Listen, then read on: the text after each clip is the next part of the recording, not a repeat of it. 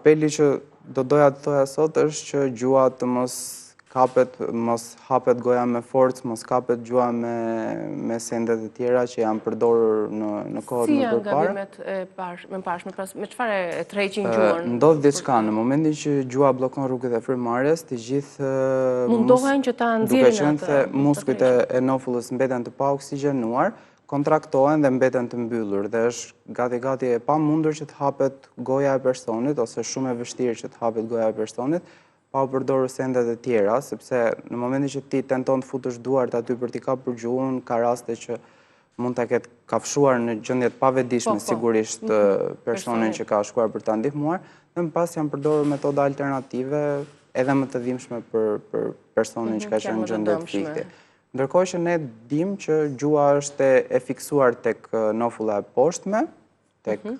pjesa e poshtme, dhe në momentin që ne themi gjua që ka ikur, gjua nuk ikën më poshtë, thjesht lëshohet shumë pak si muskull, dhe në momentin që ne tërheqim nofullën e poshtme me këtë lëvizjen që kryem dhe tek manekini,